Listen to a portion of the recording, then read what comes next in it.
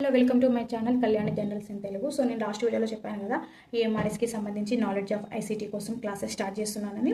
So మనకి కంప్లీట్గా 8 topics ఇచ్చారు కదా నాలెడ్జ్ ఆఫ్ ఐసీటీలో. సో నేను ఈ వీడియో వచ్చేసి మనకి ఫస్ట్ క్లాస్ అనమాట, ఫండమెంటల్స్ ఆఫ్ కంప్యూటర్. నేను ప్రిపేర్ చేసుకున్న నోట్స్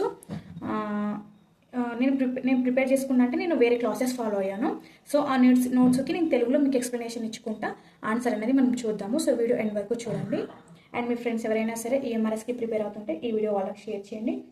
సో మనకి ఫస్ట్ టాపిక్ వచ్చేసి ఫండమెంటల్స్ ఆఫ్ కంప్యూటర్ అన్నమాట.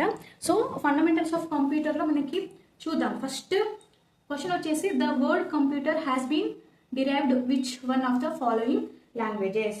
ఓకే, అంటే మనకి కంప్యూటర్ అనే పదము ఏ భాష నుండి ఉద్భవించింది అనే క్వశ్చన్ మనకి ఇక్కడ అడుగుతున్నారు. ఏ భాష నుండి మనకు అసలు కంప్యూటర్ అనే పదము వచ్చింది అంటే మనకి లాటిన్ అండి. ఆన్సర్ వచ్చేసి మనకి లాటిన్. సో లాటిన్ అన్నమాట.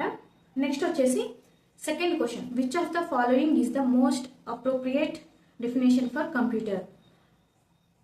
మనకి ఇక్కడ ఆప్షన్స్ ఏమి ఇచ్చారు అంటే ఫస్ట్ క్వశ్చన్కి మన తెలుగులో ఏంటంటే కంప్యూటర్కు అత్యంత సరైన నిర్వచనం ఏది అంటే కంప్యూటర్ అనే వర్డ్కి కరెక్ట్ మీనింగ్ ఏంటిది అన్నట్టుగా మనకి క్వశ్చన్ అడుగుతున్నారు. సో ఇక్కడ మీరు ఒకటి మెయిన్ థింగ్ గుర్తుపెట్టుకోవాల్సింది ఏంటంటే ఇక్కడ ఆప్షన్స్ ఇట్లనే అడుగుతారని కాదు, వాళ్ళు ఎట్లయినా సరే మనకి చేంజ్ చేసి అడగవచ్చు. అండ్ అదేవిధంగా క్వశ్చన్ కొంచెం డిఫరెంట్గా కూడా అడగవచ్చు. మనం దాన్ని అర్థం చేసుకునే విధానంలో ఉంటుంది. బట్ మనకు ఒక ఐడియా కోసం నేను చెప్తున్నాను అన్నమాట. సో మనకి కంప్యూటర్కు అత్యంత సరైన నిర్వచనం ఏది అంటే మనకి ఇక్కడ ఆప్షన్స్ ఇచ్చారు. సో మనకు ఫస్ట్ చూద్దాము. అసలు కంప్యూటర్ అనేది మనకి సమాచారాన్ని ప్రాసెస్ చేసే ఒక ఎలక్ట్రానిక్ యంత్రం. ఇది సమాచారాన్ని ఇన్పుట్గా తీసుకొని దాన్ని ప్రాసెస్ చేసి అవుట్పుట్గా ఇస్తుంది. ఓకేనా, ఏం చేస్తుంది? ఇది సమాచారాన్ని ప్రాసెస్ చేసి ఒక ఎలక్ట్రానిక్ పరికరం అన్నమాట. ఇది సమాచారాన్ని ఇన్పుట్గా తీసుకొని దాన్ని ప్రాసెస్ చేసి అవుట్పుట్కి ఇస్తుంది. అప్పుడు మనకి ఇక్కడ ఆప్షన్స్ ఇచ్చారు. ఇందులో మనకి ఏది సెట్ అవుతుందో మనం చూద్దాం. ఫస్ట్ ఆప్షన్ వచ్చేసి an electromechanical device that processes information. And second option వచ్చేసి natural language processing machine. Third option వచ్చేసి an information processing electronic machine. And fourth one వచ్చేసి ఆల్ ఆఫ్ ద ఎబో అన్నమాట. సో మనం ఇందాక ఏమనుకున్నాము, సమాచారాన్ని ఇన్పుట్గా తీసుకొని అవుట్పుట్గా ఇస్తుంది కంప్యూటర్కి. అంటే ఒక సింపుల్ మీనింగ్గా చెప్పుకోవాలనుకుంటే సో ఒక ఎలక్ట్రానిక్ యంత్రం అనుకున్నాం కదా. ఇందులో మనకు సెట్ అయ్యే ఆన్సర్ ఏంటిది? And information processing electronic machine. Okay, so మనకి థర్డ్ ఆన్సర్ సెట్ అవుతుంది కాబట్టి మన ఆన్సర్ వచ్చేసి option number 3. Next third question చూసుకున్నట్లయితే who is considered the father of computers. Okay, so computer యొక్క పితామహుడు ఎవరు? ఇది అందరికీ తెలిసిందే, సింపుల్ అండి. సో చార్లెస్ బాబేజ్ అన్నమాట. సో చార్లెస్ బాబేజ్ని కంప్యూటర్ పితామహుడుగా అంటారు. ఈయన ఫస్ట్ టైం మెకానికల్ కంప్యూటర్లో డిఫరెన్స్ ఇంజన్ మరియు అనలిటికల్ ఇంజన్ను రూపొందించారంట. సో మనకి ఇక్కడ గుర్తుపెట్టుకోవాలి. ఇట్లా కూడా ఆన్సర్స్ అడిగే మనకు ఎట్లా అంటే మెకానికల్ కంప్యూటర్స్ మరియు డిఫరెన్స్ ఇంజన్ను మెకానికల్ కంప్యూటర్స్లో డిఫరెన్స్ ఇంజన్ అండ్ అనలిటికల్ ఇంజన్ని రూపొందించిన వారు ఎవరైనా కూడా అడగవచ్చు క్వశ్చన్. మనం ఇట్లా కూడా గుర్తుపెట్టుకోవాల్సి ఉంటుంది. ఎవరనంటే మనకి Charles Babbage. Okay, next fourth question the world's first computer ENIAC was developed in the year. So మనకి ప్రపంచంలో మొదటి కంప్యూటర్ ENIAC ఏ సంవత్సరంలో అభివృద్ధి చేయబడింది అని క్వశ్చన్ అడిగారు. ఓకేనా, మనకు దాని క్వశ్చన్ వచ్చేసి ఆన్సర్ మనకి ఏంటిదని అంటే 1945 ఇయర్ అండి. సో 1945 ఇయర్లో మనకి అభివృద్ధి చేయబడింది మొట్టమొదటి ఎలక్ట్రానిక్ జనరల్ పర్పస్ కంప్యూటర్ అన్నమాట. ENIAC ఏ ఇయర్లో అభివృద్ధి చేయబడింది అంటే 1945. నెక్స్ట్ ఫిఫ్త్ క్వశ్చన్ ఏంటంటే who was made the first electronic computer ENIAC. అంటే మొదటి ఎలక్ట్రానిక్ కంప్యూటర్ను ENIACను ఎవరు తయారు చేశారు? మనకి ఇక్కడ మొదటి ఎలక్ట్రానిక్ కంప్యూటర్ను వచ్చేసి జాన్ ప్రెస్పర్ ఎకెట్ అండ్ అదేవిధంగా జాన్ మౌచ్లీ వీళ్ళిద్దరు కలిసి రూపొందించారన్నమాట. సో మనకి ఇక్కడ ఆప్షన్లలో ఓన్లీ ఒక పేరు ఇచ్చారు, జాన్ ప్రెస్పర్ ఎకెట్. సో మనకి ఈ పేరు వచ్చినా అదేవిధంగా జాన్ మౌచ్లీ అని పేరు ఇచ్చినా కూడా మనం సెలెక్ట్ చేసుకోవాలి. ఓకే, అండ్ ఏ ఆప్షన్ కింద మనకి జాయ్ ప్రెస్పర్ ఎకెట్ ఇవ్వచ్చు అండ్ బి ఆప్షన్ కింద జాన్ మౌచ్లీ ఇచ్చి ARB అట్లా కూడా అడగవచ్చు. సో మనం ఏ విధంగా అడిగినా కూడా మనం ఆన్సర్ చేసేటట్టు ఉండాలి. ఇది నెక్స్ట్ వచ్చేసి ఒకసారి సిక్స్త్ క్వశ్చన్ చూద్దాము. సిక్స్త్ క్వశ్చన్ వచ్చేసి the first mechanical computer designed by Charles Babbage was called. Okay, అంటే ఏంటి? చార్లెస్ బాబేజ్ రూపొందించిన మొట్టమొదటి మెకానికల్ కంప్యూటర్ని ఏమంటారు? ఓకే, ఏమంటారంటే మనకి ఆన్సర్ అనలిటికల్ ఇంజిన్ అన్నమాట. ఇది ఆధునిక కంప్యూటర్లకు పూర్వగామిగా పరిగణించబడుతుంది. ఓకే, అనలిటికల్ ఇంజిన్ అంటారు దీన్ని. నెక్స్ట్ 7th క్వశ్చన్ చూసుకుంటే which is not a basic function of computer. అంటే ఇక్కడ కంప్యూటర్ యొక్క ప్రాథమిక ఫంక్షన్ ఏది కాదు ఇందులో. అంటే కాపీ టెక్స్టా, యాక్సెప్ట్ ఇన్పుటా, ప్రాసెస్ డాటానా, స్టోర్ డాటానా? ఈ ఆప్షన్లలో మనకి ఏది కావాలంటే కాపీ టెక్స్ట్ ఆన్సర్ అండి. ఎందుకంటే కంప్యూటర్ యొక్క ప్రాథమిక విధులు స్వీకరించడం అండ్ డేటా ప్రాసెస్ చేయడం, అదేవిధంగా డేటాను నిల్వ చేస్తుంది. కానీ కాపీ టెక్స్ట్ అది చెయ్యదు. కాపీ టెక్స్ట్ అనేది ఒక అప్లికేషన్ ఫంక్షన్ అన్నమాట. సో కాబట్టి ఇది కాపీ టెక్స్ట్ చేయలేదు. కాబట్టి బేసిక్ ఫంక్షన్ కానిది, కంప్యూటర్ యొక్క బేసిక్ ఫంక్షన్ కానిది copy text. Next 8th question వచ్చేసి which one among the following is not a basic function of a computer. అంటే విచ్ వన్ అమాంగ్ అంటే కంప్యూటర్ యొక్క ప్రాథమిక విధులను అండ్ డేటాను స్వీకరించడం, ప్రాసెస్ చేయడం మరియు నిల్వ చేయడము ఏది అనే బేసిక్ ఫంక్షన్ ఏది అనేది అడుగుతున్నాడు మనకి ఇక్కడ. సో ఒకసారి మనం ఆప్షన్స్ ఏమున్నాయో చూద్దాం. ఫస్ట్ ఆప్షన్ వచ్చేసి accept and process data, and second option store data, third option scan text, and fourth option accept input అన్నమాట. సో మనకి ఇక్కడ స్కానింగ్ టెస్ట్ అండి ఆన్సర్ వచ్చేసి. ఎందుకంటే కంప్యూటర్ యొక్క ప్రైమరీ ఫంక్షన్స్ వచ్చేసి అంటే బేసిక్ ఫంక్షన్స్. ఇది ఏం చేస్తుంది? డేటాను స్వీకరిస్తుంది అండ్ ప్రాసెస్ చేస్తుంది అండ్ స్టోర్ కూడా చేస్తుంది.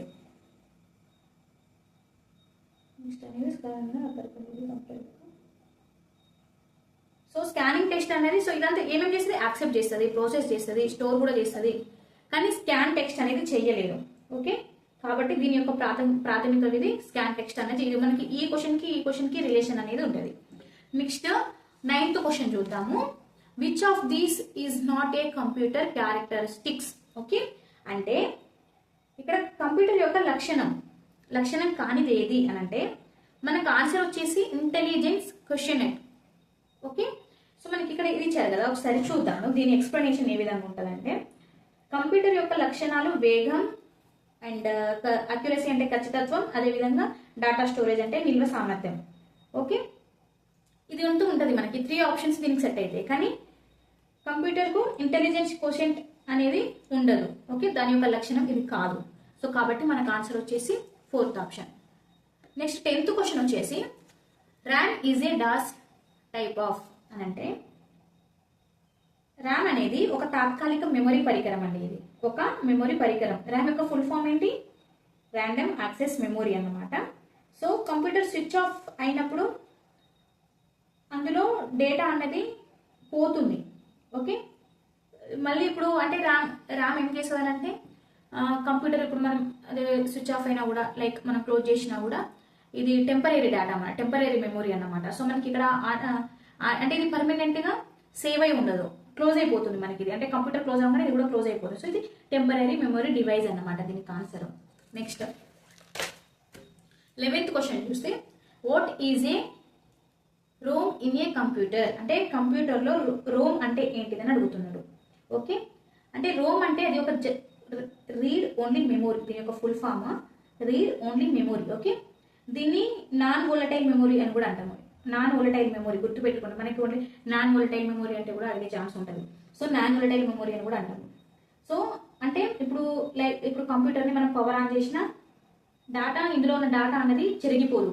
కానీ ఇంతకుముందు ర్యామ్లో డేటా అనేది చెరిగిపోతుంది కానీ ఇందులో పోదు. ఓకే, ర్యామ్కి రోమ్కి ఉన్న డిఫరెన్స్ అది. అండ్ కంప్యూటర్ బూట్ అవ్వడానికి అవసరమైన సూచనలను అంటే ఇన్స్ట్రక్షన్స్ని ఇది నిల్వ చేస్తుంది అన్నమాట రోము. సో ఏంటిది ఇక్కడ what is a ROM in a computer అంటే read only memory, full form గుర్తుపెట్టుకోవాలి. అంటే నేను అబ్రివేషన్స్ కూడా అప్కమింగ్ వీడియోస్లో చెప్తాను. Next what is the permanent memory built into your computer called. అంటే కంప్యూటర్లో శాశ్వతంగా ఉండే మెమొరీని మనం రోమ్ అంటాం. ఓకే, కంప్యూటర్లో ఉండే శాశ్వతంగా ఉండే మెమొరీని ఏమంటాం? రోమ్ అంటాం. దీనిలో నిల్వ చేసిన డేటా పవర్ ఆగిపోయినా కూడా అట్లనే ఉంటుంది. అంటే అది ఒకవేళ స్విచ్ ఆఫ్ అయినా కూడా అది అలాగే ఉంటుంది.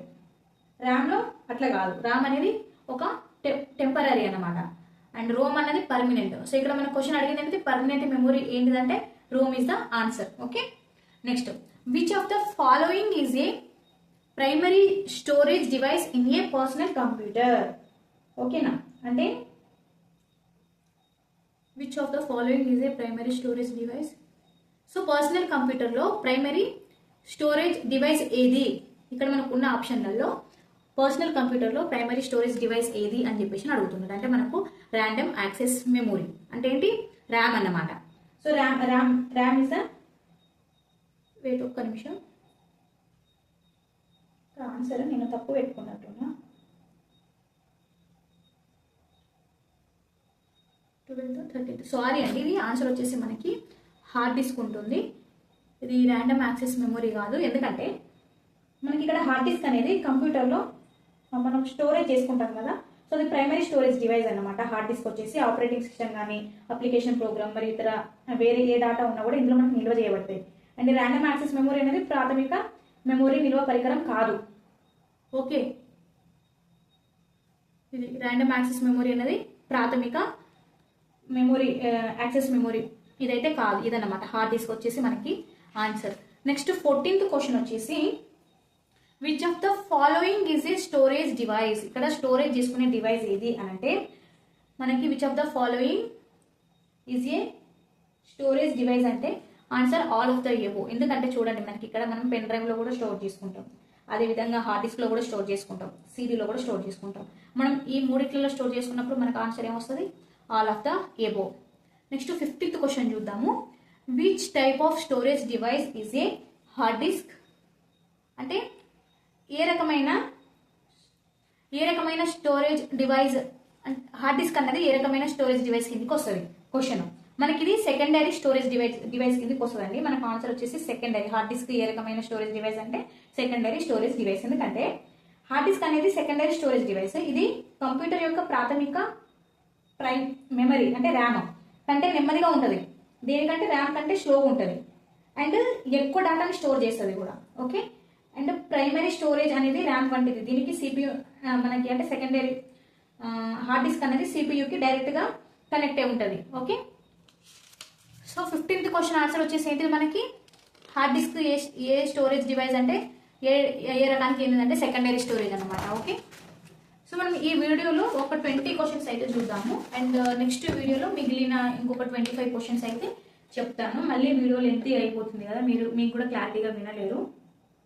సో చూద్దామండి. 16th క్వశ్చన్ వచ్చేసి మనకి ఏంటి, dash is a secondary memory device. అంటే మనకి ఇక్కడ ఆప్షన్లో ఇచ్చారు, ఇందులో మనకి సెకండరీ మెమొరీ డివైస్ కిందకి ఏమొస్తుంది అంటే ఆప్షన్ ఏ సిపియు,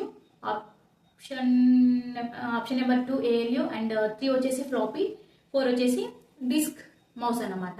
మనకు ఆన్సర్ వచ్చేసి ఫ్లాపీ. ఓకే, ఇది ఎట్లా అంటే ఫ్లాపీ వచ్చేసి మనకి చూద్దాము ఇది ఆన్సర్ ఎట్లా అంటే, మనకు సెకండరీ మెమొరీ పరికరం అనేది డేటాను ఎక్కువ టైం నిల్వ చేస్తుంది. ఎక్కువ టైం నిల్వ చేయడానికి మనం యూజ్ చేసే ఇది ఒక పరికరం అన్నమాట. సిపియు అండ్ ఏఎల్యు అనేటి ప్రాసెసింగ్ భాగాలు, కంప్యూటర్ యొక్క ప్రాసెసింగ్ పార్ట్స్ అన్నమాట ఇవి. అండ్ అదేవిధంగా డిస్క్ మౌస్ అనేది ఒక ఇన్పుట్ పరికరం, అది ఇన్పుట్ పరికరము. డిస్క్ మౌస్ అనేది ఇన్పుట్ పరికరము, సిపియు అండ్ ఏఎల్యు అనేవి కంప్యూటర్ యొక్క ప్రాసెసింగ్ భాగాలు. మనకి ఫ్లాపీ అనేది మనం డేటాను ఎక్కువ టైం స్టోర్ చేయడానికి యూజ్ చేసే ఒక పరికరము. ఓకే, సో ఇది మనం డేటాని స్టోర్ చేసినప్పుడు సెకండరీ మెమరీ కిందకే వస్తుంది కదా, సో కాబట్టి ఫ్లాపీ అన్నది ఆన్సర్ అన్నమాట. సో 17th క్వశ్చన్ చూస్తే secondary storage has which characteristic అంటే ఇక్కడ సెకండరీ స్టోరేజ్ యొక్క లక్షణం ఏంటి, మనకు సెకండరీ స్టోరేజ్ పరికరాలు అంటే మనకు నిరంతరం విద్యుత్ అవసరం లేకుండా డేటాను నిల్వ చేస్తాయి అవి. ఓకే, నిరంతరం విద్యుత్ అవసరం లేకుండా డేటాను నిల్వ చేస్తాయి. ఇది వాటి ప్రాథమిక మెమరీ నుండి వేరు చేస్తుంది. ఓకే, ఏం చేస్తుంది, నిరంతరము విద్యుత్ అవసరం లేకుండా డేటాను నిల్వ చేస్తాయి. సో మనకు ఆప్షన్స్ ఏమి ఇచ్చారు, does not require constant power, does not use magnetic media, third option consist of your main types of devices, and fourth one వచ్చేసి does not store information for later retired. Okay, అంటే ఇప్పుడు నేను ఏమన్నాను, ఇక్కడ మనకు విద్యుత్ లేకుండా కూడా నిరంతరం డేటా నిల్వ చేస్తుంటే మనకు ఆన్సర్ ఏమొస్తుంది, does not require constant power, first one. Okay, so నేను మీకు ఇక్కడ ఫస్ట్ ఇట్లా ఆన్సర్ అనేది టిక్ చేసి పెట్టేశాను అని చెప్పేసి మీరు అనుకోవచ్చు, బట్ ఏంటంటే మనకి ఎక్స్ప్లెనేషన్ కూడా మీరు వినండి, అప్పుడే మనకు అసలు ఏంటిది అనేది మనకు ఒక ఇమాజినేషన్ మన మైండ్లోకి ఏర్పడుతుంది. నెక్స్ట్ 18th క్వశ్చన్ చూద్దాము. Which of the following is not and example of the secondary storage device అంటే మనకి ఇక్కడ ఇచ్చిన ఆప్షన్లలో ఏది సెకండరీ స్టోరేజ్ డివైస్ కిందికి రాదు అనే క్వశ్చన్ మనకి ఇక్కడ అడిగిండు. అంటే ఏం రాదండి, మనకి ర్యామ్ రాదు. ర్యామ్ ఎందుకు రాదు నేను ఇప్పుడు చెప్తా. సో ర్యామ్ అన్నది ఒక ప్రాథమిక మెమొరీ, ఓకే, అంటే ఇది ప్రైమరీ మెమొరీ అన్నమాట. సో ఇది కంప్యూటర్ ఆన్లో ఉన్నప్పుడు మాత్రమే మనకు డేటా నిల్వ చేస్తుందని మనకి ఇంతకుముందు దీని గురించి ఒక క్వశ్చన్ కూడా వచ్చింది, చెప్పాను.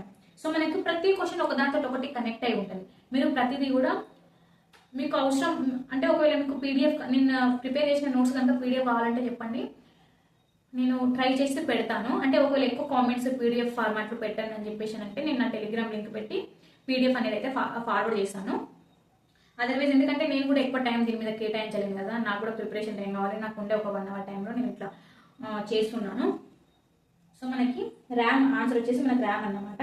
సో ఇది కంప్యూటర్ ఆన్లో ఉన్నప్పుడే డేటా నిల్వ చేస్తుంది. అదే హార్డ్ డిస్క్, మ్యాగ్నెటిక్ టేపులు మరియు సీడీలు సెకండరీ స్టోరేజ్ కిందకి వస్తాయి. అవి హార్డ్ డిస్క్, మ్యాగ్నెటిక్ టేప్స్, సీడీలు మనకు సెకండరీ స్టోరేజ్ కిందకి వస్తాయి. మళ్ళీ మనకు సెకండరీ ఎగ్జాంపుల్ దీన్నే రివర్స్ అడిగింది అనుకోండి,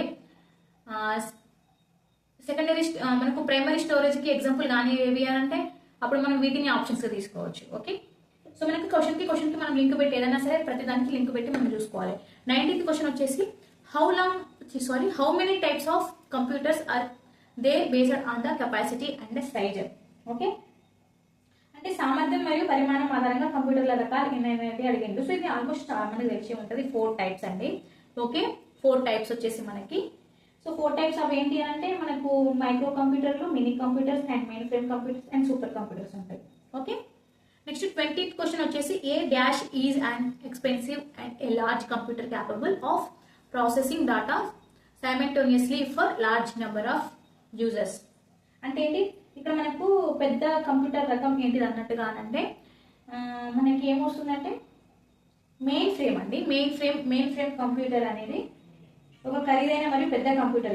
ఇది పెద్ద సంఖ్య, అంటే ఇది చాలా మంది డేటాను అంటే ఇది చాలా మంది చాలా మంది యూజ్ చేస్తారు కదా. సో వాళ్ళ డేటాను ఎట్ ఏ టైంలో ప్రాసెస్ చేయడానికి దీన్ని యూజ్ చేస్తారు. సో ఇవ్వండి 20 క్వశ్చన్స్. సో మనకి నెక్స్ట్ వీడియోలో నేను ఇంకా 25 క్వశ్చన్స్ చెప్తాను కంప్లీట్ ఫండమెంటల్స్ కంప్యూటర్స్ గురించి. అండ్ మీకు కనుక ఈ వీడియో నచ్చినట్లయితే ఒక లైక్ చేసి తప్పకుండా సబ్స్క్రైబ్ చేసుకోండి. And thank you for watching.